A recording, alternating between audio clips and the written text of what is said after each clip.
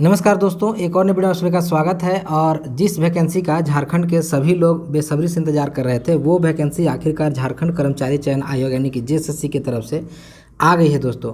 जी हाँ दोस्तों, झारखंड सीजीएल की वैकेंसी, जिसे हम लोग मतलब कई सालों से जिसका इंतजार कर रहे हैं और कई सालों से वैकेंसी कैंसिल होते आ रही थी, फाइनली उस वैकेंसी का भी विज्ञापन आ गया है। एंड इस विज्ञापन में क्या क्या नई चीज़ें हैं, क्या पुरानी चीज़ें हैं, सारी बातें आपको इस वीडियो में बताएंगे। कौन लोग अप्लाई कर सकते हैं, कौन लोग नहीं कर सकते हैं और कैसे अप्लाई करना है, सब कुछ बताएंगे। लेकिन उससे पहले अगर आप हमारे चैनल पर नए हैं तो पहले चैनल को सब्सक्राइब कर लीजिए और बने रहिए वीडियो में लास्ट तक, ताकि आपको पूरी जानकारी मिल सके। तो चलिए बिना देरी के शुरू करते हैं।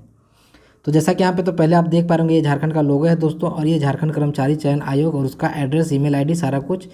और यहाँ पे देखिए विज्ञापन संख्या, यानी कि ये झारखंड में 2023 की जेएसएससी की तरफ से 10वीं वैकेंसी है।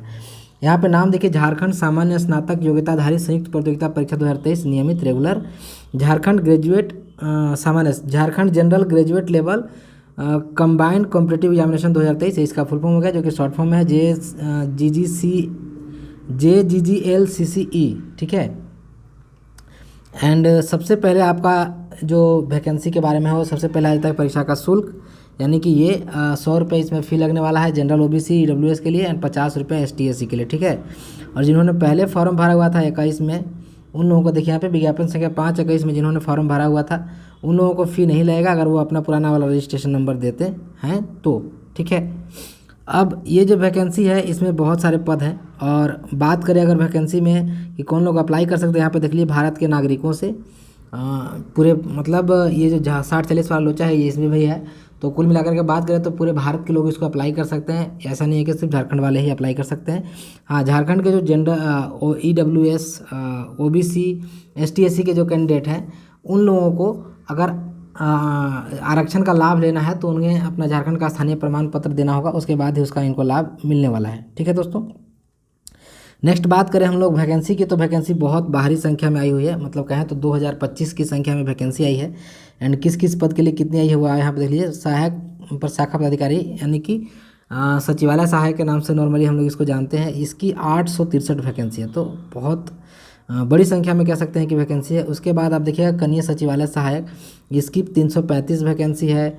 श्रम प्रवर्तन पदाधिकारी की 182 वैकेंसी है। प्लानिंग असिस्टेंट की 5 वैकेंसी है। प्रखंड कल्याण पदाधिकारी जो वेलफेयर ऑफिसर होते हैं, ब्लॉक वेलफेयर ऑफिसर, उनकी वैकेंसी आपको 195 है। फिर प्रखंड आपूर्ति जो सप्लाई ऑफिसर होते हैं उनकी 252। उसके बाद अंचल निरीक्षक सह कानूनगो, यानी कि इसकी जो वैकेंसी है वो 185, यानी कि कुल मिला करके देखा जाए तो 2025 की संख्या में ये वैकेंसी है। तो बहुत ही अच्छी वैकेंसी है ये। एंड यहाँ पे देख पाएंगे, यहाँ पे कुछ एक चौथा नंबर में कुछ पॉइंट दिया हुआ है कि आरक्षित वर्ग के कनीय सचिवालय सहायक कुल 8 पदों के विरुद्ध नियुक्ति हेतु विज्ञापन संख्या 11/2023 प्रकाशित किया गया है। और विज्ञापन संख्या 10/2023 एवं 11/2023 दोनों विज्ञापनों के लिए अर्हता प्राप्त अभ्यर्थी एक साथ एक ही आवेदन कर सकेंगे, और इस आशय का विकल्प ऑनलाइन आवेदन भरने में उपलब्ध रहेगा। दोनों विज्ञापनों के साथ साथ के लिए एक साथ आवेदन करने की स्थिति में एक ही परीक्षा शुल्क देगा होगा। यदि कोई अभ्यर्थी सिर्फ एक विज्ञापन के विरुद्ध आवेदन देते हैं, वैसी स्थिति में भी उन्हें एक ही परीक्षा शुल्क देगा। मतलब ये 2 वैकेंसी है, एंड दोनों वैकेंसी को अगर आप एक साथ अप्लाई करते हैं तो आपको एक ही बार पैसा देना होगा। अगर दोनों को अलग अलग अप्लाई करते हैं तो आपको 2 बार पैसा देना होगा, ठीक है।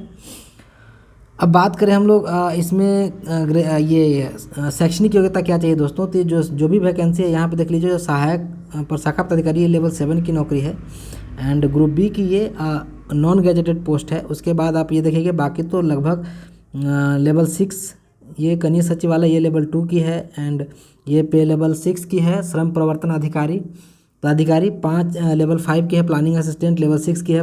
प्रखंड कल्याण पदाधिकारी आपूर्ति अधिकारी लेवल 6 की है। एंड अंचल निरीक्षक सह कानूनगो ये भी आपको लेवल 6 की वैकेंसी है। एंड सभी के लिए क्या चाहिए, तो आपको कम से कम ग्रेजुएशन पास होना चाहिए, तो ही आप इसको भर सकते हैं, ठीक है दोस्तों। अब इसमें एक अच्छी बात क्या है कि अगर अभी आपने ग्रेजुएशन का एग्ज़ाम दिया हुआ है एंड इस फॉर्म की जो लास्ट डेट है भरने की, उससे पहले भी अगर आपका रिजल्ट आ जाता है तो आप इसको भर पाएंगे। ऐसा नहीं है कि जो कमेंसमेंट डेट है, मतलब जो इसकी प्रारंभ तिथि है वहाँ से इसको काउंट किया जाएगा, इसकी लास्ट डेट से इसको काउंट किया जाएगा। तो अगर कोई भी ग्रेजुएशन का भी फाइनल एग्ज़ाम दिए हुए हैं दोस्त, एंड वो अगर अभी इंतज़ार कर रहे हैं रिजल्ट का, तो वो भी इसको भर सकते हैं, ठीक है दोस्तों।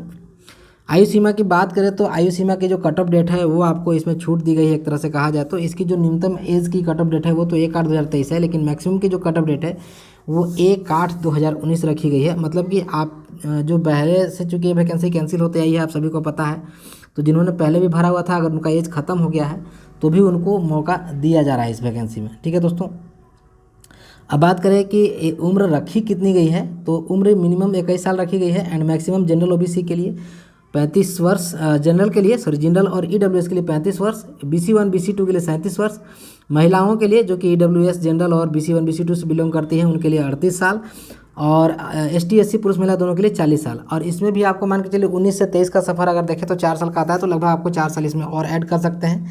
तो कुल मिलाकर के आपको 39 साल जनरल के लिए, और BC1 BC2 के लिए आप देखें तो 41 साल, महिलाओं के लिए देखें तो 42 साल, और ST SC के लिए देखें तो 44 साल तक के एज वाले लोग इसको भर सकते हैं। नेक्स्ट हम लोग बात करें दोस्तों, जो इसकी डेट्स हैं वो हम आपको बता देते हैं कि महत्वपूर्ण तिथियां क्या है, कैसे कब से कब तक अप्लाई करना है इसको।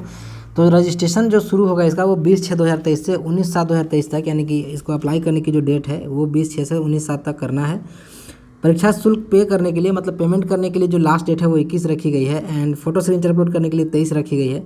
वहीं अगर आप इसमें कुछ गलती करते हैं फॉर्म भरते समय तो 25 से 27 के बीच में आप इसको सुधार सकते हैं एंड कोशिश कीजिएगा कि कोई भी गलती ना ही करें फॉर्म भरते समय। थोड़ी सी बात करते हैं परीक्षा के स्वरूप की, तो परीक्षा जो है सो एक ही परीक्षा ली जाएगी जो कि मेंस के एग्ज़ाम होगा, और परीक्षा में सभी प्रश्न वस्तुनिष्ठ एवं बहुविकल्पीय होंगे। एक प्रश्न का पूर्ण अंक 3 होगा, जबकि प्रत्येक सही उत्तर के लिए मतलब आपको 3 अंक मिलेगा और गलत उत्तर के लिए 1 अंक आपका काट लिया जाएगा। भाषा विषयों को छोड़कर अन्य विषयों में प्रश्न हिंदी और अंग्रेजी दोनों में होंगे, मतलब जो भाषा जैसे हिंदी का पेपर है तो हिंदी में ही होगा, अंग्रेजी का पेपर है तो अंग्रेजी में ही होगा, बाकी सभी पेपर जो आपके हैं वो हिंदी और इंग्लिश दोनों में होने वाले हैं। मुख्य परीक्षा के लिए आपको 3 पेपर होंगे, ठीक है। मेंस का चूँकि डायरेक्ट एग्जाम है तो इसमें 3 पेपर होंगे और ये तीनों 3 पालियों में होने वाली हैं। पहला जो पेपर 1 है उसमें आपको भाषा का ज्ञान होगा, जिसमें आपको 60 प्रश्न हिंदी के और 60 प्रश्न अंग्रेजी से पूछे जाएंगे, और ये जो है इसमें आपको उत्तीर्ण होना अनिवार्य है, और ये हालांकि क्वालिफाइंग नेचर का है लेकिन फिर भी इसमें आपको पास होना जरूरी है। दूसरा जो पेपर है वो आपको जनजातीय भाषा एवं क्षेत्रीय भाषा से रिलेटेड है एंड इसमें 100 प्रश्न होंगे और इसमें भी 2 घंटा का समय दिया जाएगा, और हिंदी, अंग्रेजी, उर्दू, संथाली, बांग्ला, मुंडारी, मुंडा, हो, खड़िया, कुड़ू, खुराव, कुरमाली, खोटा, नागपुरी, पंचपरगनिया, उड़िया, संस्कृत, इन सभी भाषाओं में से किसी एक विषय से संबंधित जो भी आप सिलेक्ट करते हैं उससे रिलेटेड क्वेश्चन आएंगे, और इसमें भी आपको 30% अंक लाना अनिवार्य है। मतलब ये क्वालिफाइंग नहीं है लेकिन इसको पास करना जरूरी है। अगर आप 30% से कम नंबर लाते हैं तो ऑटोमेटिक आप फेल होंगे, फिर आप कंपटीशन में हैं ही नहीं। एंड फाइनली जो पेपर आपका 3 होने वाला, जो कि मेन पेपर आपका होने वाला है, इसमें कुल 150 प्रश्न होंगे एंड इसकी भी अवधि 2 घंटे की होने वाली है, और इसमें जो आपका क्वेश्चन पूछा जाएगा वो GS से 30 क्वेश्चन पूछा जाएगा, साइंस से आपको 20 क्वेश्चन पूछा जाएगा, मैथ से आपको 20, रीजनिंग से आपको 20, कंप्यूटर से आपको 20, और झारखंड से संबंधित ज्ञान से आपको 40 प्रश्न पूछे जाएंगे दोस्तों, ठीक है। नेक्स्ट इसमें भी आपको देखिए क्वालिफाइंग तो नहीं है ये, लेकिन आपको 30% नंबर लाना है इसमें, मतलब पास करना अनिवार्य है, ठीक है। अब यहाँ पे देखिए थोड़ा सा टिप्पणी दिया हुआ है जिसमें कि पेपर 1 भाषा की परीक्षा में न्यूनतम अर्थांक, मतलब कि जो क्वालिफाइंग पासिंग मार्क्स है वो 30% है। इससे कम अंक प्राप्त करने वाले अभ्यर्थी नियुक्ति के लिए चयन हेतु असफल अयोग्य माने जाएंगे तथा ऐसे अभ्यर्थियों के लिए पेपर 2 और पेपर 3 का मूल्यांकन नहीं किया जाएगा। मतलब अगर आप पेपर 1 में ही फेल हो जाते हैं, 30% नंबर नहीं लाते हैं, तो आपका पेपर 2 पेपर 3 नहीं जांचा जाएगा, ठीक है। इसी तरह चिन्हित क्षेत्रीय जनजातीय भाषा पेपर 2 में अगर 30% नंबर आप नहीं लाते हैं तो आपका पेपर 3 का मूल्यांकन नहीं होगा। मतलब पेपर 2 में भी अगर आप जैसे पेपर 1 में पास हो गए लेकिन पेपर 2 में आप फेल हो गए तो पेपर 3 आपका जांच नहीं होगा, आप वहाँ फेल हो गए, ठीक है। अब आगे यहाँ पे देख लीजिए जो पाठ्यक्रम है, मतलब जो आपका सिलेबस है वो यहाँ पे दिया हुआ है कि क्या क्या इसमें आपको पूछा जाएगा, एंड इससे रिलेटेड अगर आपको कोई भी डाउट होता है तो मुझसे पूछ सकते हैं।